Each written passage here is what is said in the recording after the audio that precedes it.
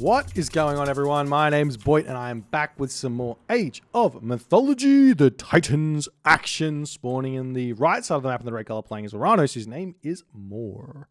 His opponent today in the left side of the map, playing as Odin, his name is the Rapple. The map is Sheltered Pass. We did see a veto there from Mor, blocking the crazy elephant start that's possible on this map for the Odin player. We'll see how things are going to go here, but Rapple, in that first game, he played it so nicely.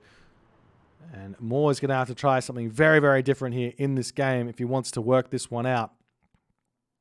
As he finds his rhino, he finds his zebra. He's going to be into the middle of the map to find his giraffe as well. He's going to find everything he needs very, very quickly here. So he's going to be able to make some good decisions early in this game.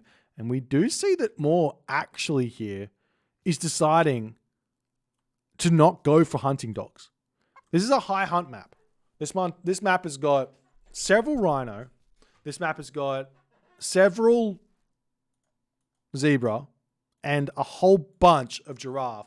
So part of me likes this play here from Mor with the idea that early advance time here, throwing an economic guild up as you advance to the classical age, get yourself hunting dogs then, as an idea, might be a good way to play here. And while you get less food initially because you don't get the hunting dog straight away, you do make sure that you're able to get a 4-minute advance here and find an advantage versus your opponent. We'll see how things are going to go. I think 600 food is not enough. Well, maybe it is. Because the temple is coming up. We see a mana coming up as well here for Mor. He's got about 200 food left in this giraffe, so we might be needing to eat a goat here. I'm pretty sure Mor knows this better than most. As the final citizen will come out, he will have to move forward onto this hunt here. He should be fine to get a pretty decent 355 advance here. But Rapple, very, very different situation to last game. 4-minute advance on a Sheltered Pass. Sheltered Pass is a very aggressive map. There's hunt. I mean, all forward hunt is very, very normal here. So we do see the Prometheus coming in. Wait, is that what I think it is? I thought it was going to be a 4-minute advance time. But Mor goes. Mor is Kronos rushing the Odin player. We've seen this before. We've seen this before from Mor. He is Kronos rushing the Odin player with Uranus. Is this going to be able to work or not is the big question. And will Rapple know what to do in this situation? He gets a fast advance himself here as well with a 413, I believe is what it is, 413? Yeah, 413 advance there from Rapple. But Mor is going to be very, very aggressive in this game. The Oracles are in position to get valid immediately here to push these villagers off of the hunt. And Rapple says, all right, no worries, back home. No worries, you can push me off, I don't mind. As the Hersir pops, the Valkyrie pop. The genius of Rapple, he pulls just a little bit. Rapple thinks that he's pushed off of these giraffe. From Mor's perspective, these Oracles here have got so little line of sight. He does see the units back on to these giraffe here as the Hersir, Ulfsark pushing forward. Still about 12 seconds remaining before Rapple's military units get any sort of use here. As the Oracle's pushing forward, we see a military barracks coming up as well as a counter barracks here. So Mor is building himself 7 villages here, and I'm fairly certain here that Mor is going to be going 7 villages and saying no more after. 7 villages and stop is the game plan here for Mor. Rapple is going to have to realize this because right now the military barracks is up. Mermillo are moving forward. Terma are coming forward. No Prometheans just yet, as Rapple needs to push back here and kind of defend his hunt on this position. He doesn't have a mana down here at all. In fact, where is his mana? He does get the wood coming through. He could cut the the Terma here if he so chose. Is the mana coming through now, and now the Valkyrie moving through onto this position. Does this mana hit with the Forest Fire? I'm pretty sure a Forest Fire hits this. Whether or not it kills the mana or not does remain to be seen here. As the villager jumps into the mana and is completely fine there. As we do see the Forest Fire coming forward. Citizen retreats back. The question is, will the mana go down? It looks like it is in range, but just barely from what looks to be one tree. So it shouldn't go down here. Most likely will not be taken out, and Rapple at this point happily sitting on these rhinoceros over there. You can see in the town center that Moore is actually still building villages here after all of the idle time. So he's gone up to 9 villages. Stopped production of the Murmillo at this point as the Terma going to be searching around for something to take out.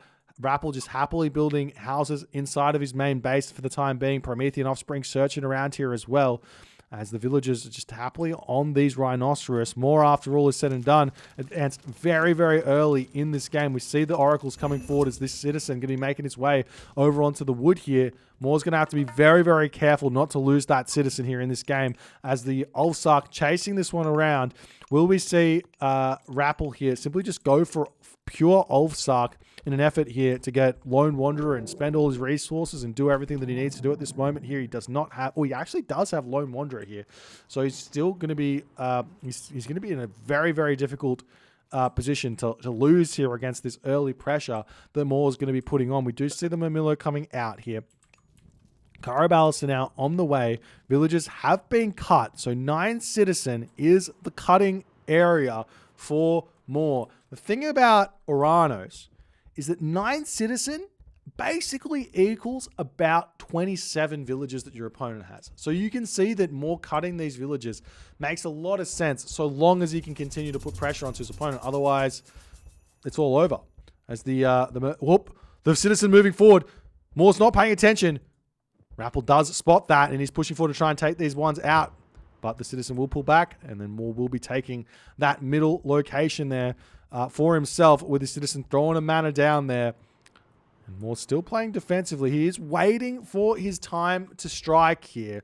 And we'll see if Rapple is going to fall for it. Because normally here, Odin players in these positions, they feel like they can take a fight. They get to full population. They try and take a fight. And then the Uranus player is cut civilian units, ends up having more military than them here. And Moore's actually on 10 villages after all is said and done.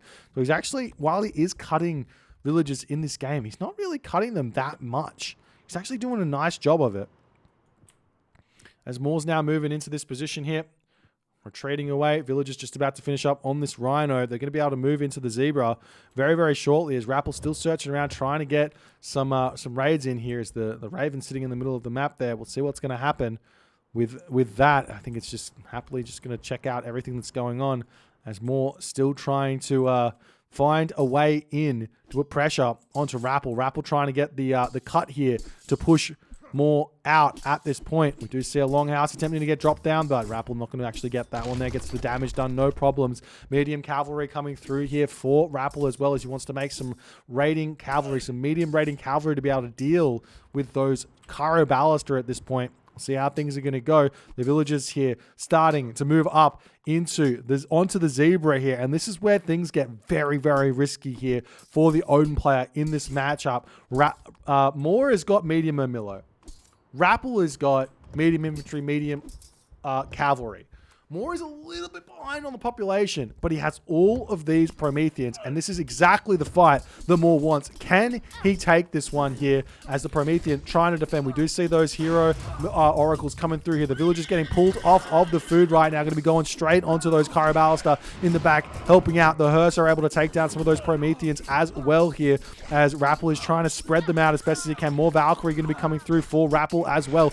Not too many villagers have fallen here for Rapple at this point either, as Moore gets completely butchered on that fight. Rapple still sitting at 91 population as Moore drops down to 55 population. Rapple played that fight so ridiculously well, as the raiding cavalry now hitting the Euro Citizen, and in that moment, Rapple gets an incredibly clean 9-minute and 31-second victory from Moore. Moore was making this entire game plan for that one moment to take this fight, but he's taken it too close to the villagers. The villagers join the fight, take out all the units, and Rappel gets the win in decisive fashion here. You have to ask the question here, potentially, I feel like going for a 3-minute 55 advance time here would have made a lot more sense for Moore.